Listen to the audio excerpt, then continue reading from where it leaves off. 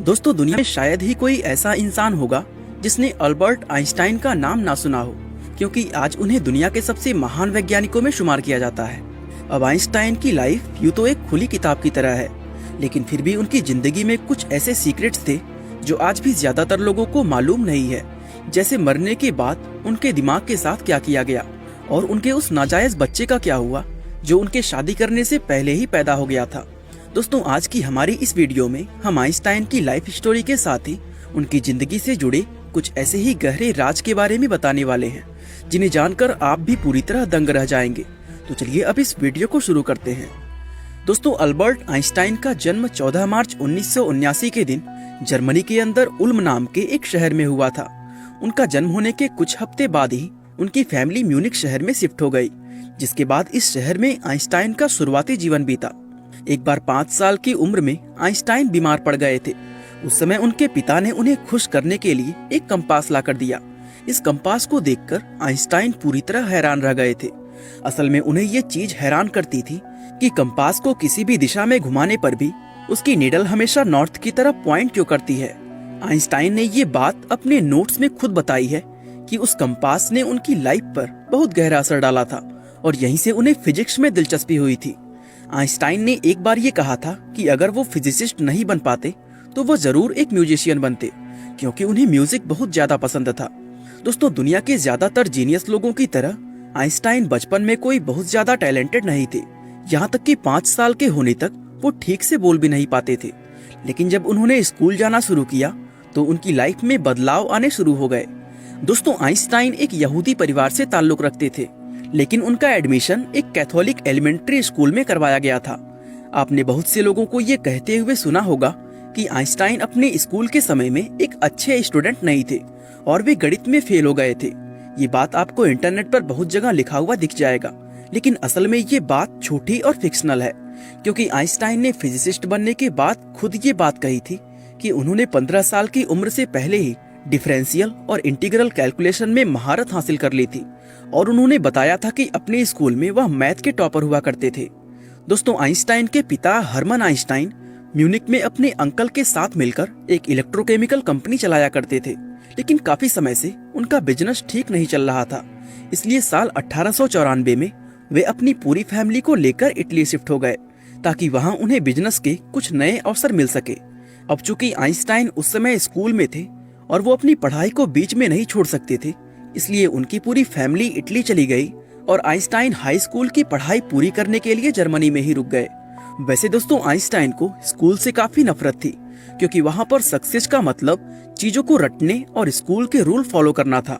इसलिए अपनी फैमिली के इटली जाने के कुछ समय बाद ही उन्होंने स्कूल जाना छोड़ दिया, और उस समय उनकी उम्र सिर्फ 15 साल थी। साथ ही उन्होंने जर्मनी की मैंडेटरी मिलिट्री सर्विस से बचने के लिए अपनी जर्मन सिटीजनशिप भी त्याग दी थी। और इसके बाद आइंस्टाइन ने अपनी जिंदगी के कुछ साल बिना किसी सिटीजनशिप के बिताए थे।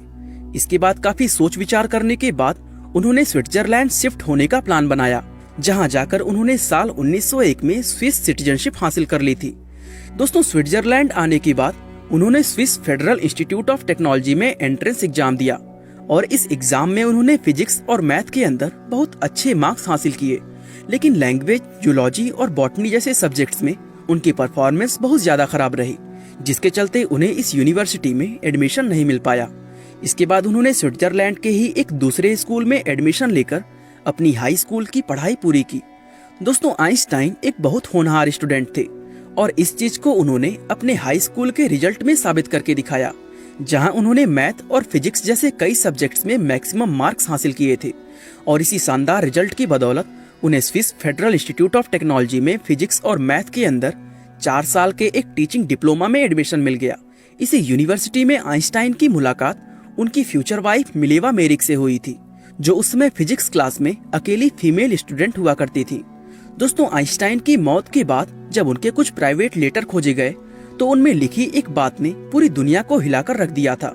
दरअसल इन लेटर्स के अनुसार आइंस्टाइन और मिलेवा मेरिक शादी करने से पहले ही एक बेटी लाइजेल के पेरेंट्स बन गए थे। साथ ही इन लेटर से ये भी पता चला कि लाइजेल का जन्म अपने माता पिता के शादी करने से 1 साल पहले सन 1902 में ही हो गया था। अब चूंकि लाइजेल उनकी एक नाजायज संतान थी, इसलिए उन्होंने इस राज को छुपाए रखा। मिलेवा मैरिक ने अपनी इस बेटी की परवरिश सर्बिया में अपने माता पिता के घर जाकर की थी और आइंस्टाइन उस दौरान स्विट्जरलैंड में रहकर अपना काम करते रहे। कुछ समय बाद मिलेवा मैरिक आइंस्टाइन के पास वापस आ गईं, लेकिन वो अपने साथ बेटी लाइजेल को नहीं लाईं। कुछ इतिहासकार ये मानते हैं कि लाइजेल या तो बचपन में ही किसी गंभीर बीमारी से पीड़ित होकर मर गई होगी या फिर आइंस्टाइन और मिलेवा मैरिक ने उसको एडॉप्शन के लिए किसी को दे दिया होगा। हालांकि दोस्तों, लाइजेल के साथ असल में क्या हुआ, ये बात आज तक एक अनसुलझा रहस्य बना हुआ है। वैसे आपकी जानकारी के लिए बता दें कि शादी के बाद आइंस्टाइन और मिलेवा मैरिक को 2 बेटे पैदा हुए थे, जिनका नाम था हांस एल्बर्ट और एडवर्ड टेट। दोस्तों, आइंस्टाइन ने साल 1901 में मैथ और फिजिक्स पढ़ाने का डिप्लोमा तो हासिल कर लिया था, लेकिन इसके बावजूद भी वो 2 साल तक नौकरी नहीं ढूंढ पाए। यहाँ तक कि उन्होंने हाई स्कूल में पढ़ाने के लिए भी अप्लाई किया था, लेकिन वहाँ भी उन्हें कोई ढंग की पोस्ट नहीं मिल पाई और कोई एकेडमिक जॉब ना मिल पाने के चलते उन्होंने स्विस पेटेंट ऑफिस में एक नौकरी करना शुरू कर दिया। दोस्तों, ये नौकरी आइंस्टाइन के लिए एक वरदान की तरह साबित हुई, क्योंकि इस नौकरी का काम जल्दी ही निपट जाता था, जिसके बाद वो अपने दिन का बाकी समय अपनी साइंटिफिक रिसर्च में बिताते, जो कि वही उनका असली पैशन था। साल 1905 तक आइंस्टाइन का नाम दुनिया में कोई नहीं जानता था, लेकिन 1905 में उन्होंने कुछ ऐसा कर दिखाया जिससे उनका नाम इतिहास में हमेशा के लिए अमर हो गया। दरअसल 1905 ही वो साल था जब आइंस्टाइन ने जर्मन साइंटिफिक जर्नल के अंदर अपने वो 4 पेपर्स पब्लिश किए थे, जिनके नाम है photo electric effect, Brownian motion, special relativity और equivalence of mass and energy. Einstein के इन पेपर्स ने उन्हें एक मामूली असिस्टेंट एग्जामिनर से दुनिया के सबसे बड़े जीनियस में से एक बना दिया।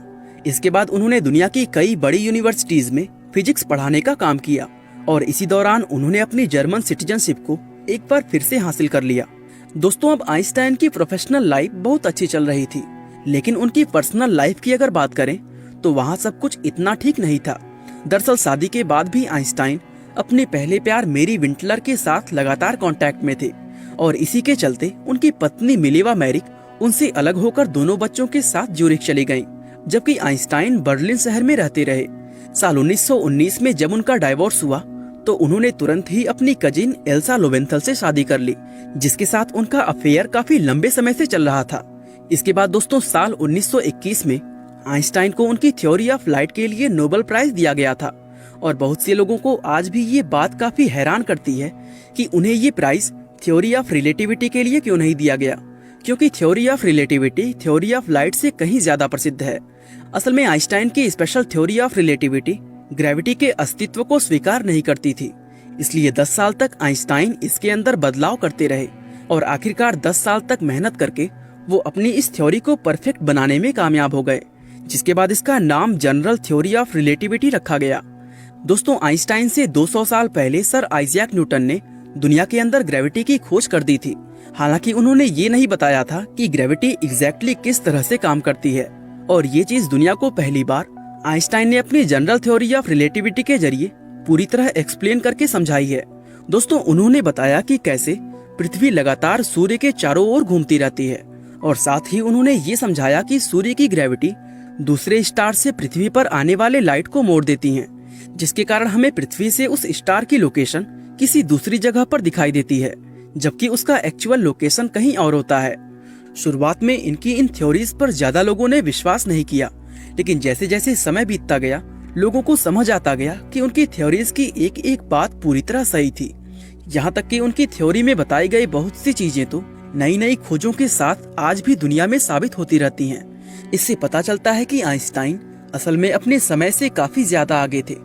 दोस्तों, 17 अप्रैल 1985 ये वो दिन था जब आइंस्टाइन ने खुद को प्रिंसटन हॉस्पिटल के अंदर भर्ती करवाया और उनके शरीर की जांच करने पर पता चला कि उनकी एब्डोमिनल एओर्टिक एन्यूरिज्म फट गई थी, जो हमारे शरीर की सबसे बड़ी ब्लड वेसल होती है। आइंस्टाइन को ये प्रॉब्लम पहले भी एक बार हो चुकी थी, जिसके लिए उन्होंने सर्जरी भी करवा रखी थी। डॉक्टर ने उन्हें फिर से सर्जरी करने की सलाह दी, लेकिन उन्होंने सर्जरी करवाने से साफ इनकार कर दिया, जिसके बाद दोस्तों अगले ही दिन उनका देहांत हो गया। उनकी मौत होने के बाद थॉमस हार्वी नाम के एक पैथोलॉजिस्ट ने उनके दिमाग को बाहर निकाल लिया था, ताकि उसके ऊपर रिसर्च करके ये पता लगाया जा सके कि आइंस्टाइन आखिर इतने बुद्धिमान कैसे थे। कई सालों तक वैज्ञानिक उनके दिमाग पर रिसर्च करते रहे, जिसमें कई ऐसी चीजें सामने आई जो आइंस्टाइन के दिमाग को दुनिया के दूसरे लोगों के दिमाग से अलग बनाती थी। इतिहास के इस बुद्धिमान व्यक्ति का दिमाग आज भी फिलाडेल्फिया के म्यूटर म्यूजियम के अंदर रखा हुआ है।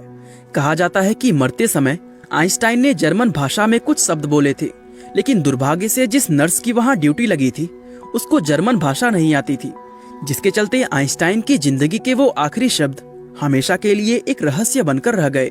बाकी दोस्तों, आज के लिए बस इतना ही। वीडियो को लाइक, शेयर और चैनल को सब्सक्राइब करना बिल्कुल ना भूलें। आपका बहुमूल्य समय देने के लिए बहुत बहुत धन्यवाद।